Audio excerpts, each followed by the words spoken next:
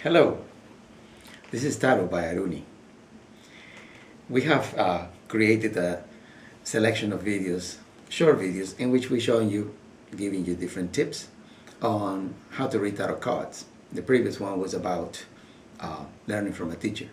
So we're doing tarot workshops, and let me just show you the difference between learning from a teacher or learning from a book or from a tutorial or the books that come with the cards.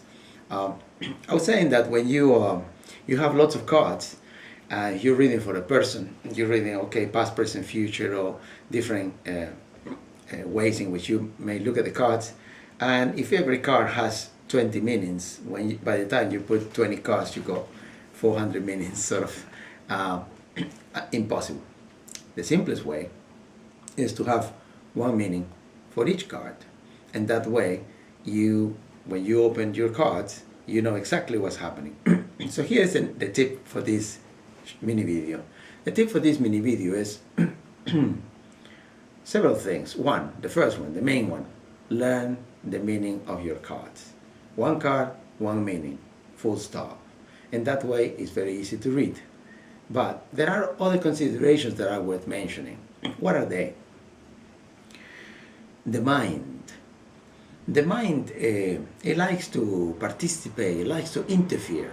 And the idea of reading tarot for a client is not to empty your mind onto the client, but rather to put your mind aside and allow the channeling that takes place when you do tarot reading through the symbology and the cards.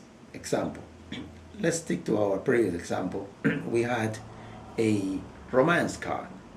Now, you see this card, it's very simple. The word is romance. You don't need to imagine stories, you don't need to create fantasies, you don't need to try to think what is it that the cards are telling you. No. You know it's a romance, you know there is love, you know there is emotion involved in whatever it is that the client has come with in his life. Now, in our previous example, there was the death card, and I was explaining that the death card represents a radical change. So you have these two cards, and you know that the relationship with this person is about to change in a very radical manner.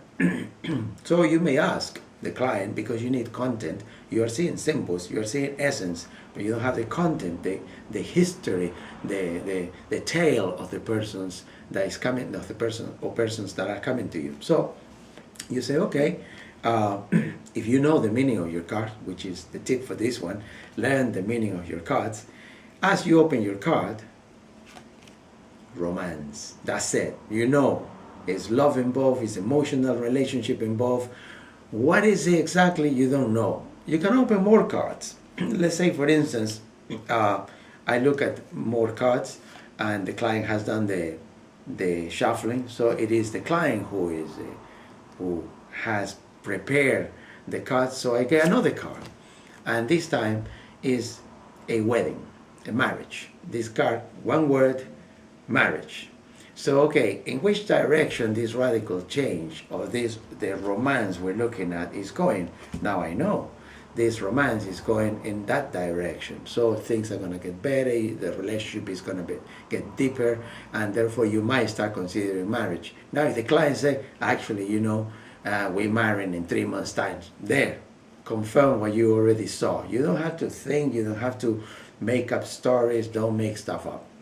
You know the meaning of your card, and you trust the message. You are going to be an instrument to provide your client with messages that are being sent through the symbology of the cards, through the imagery of the cards.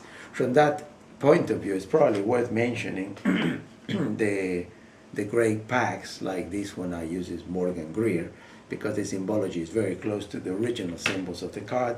And another very good pack is the Rider White, which is the symbology is very, very close. So you open the cards, satisfaction.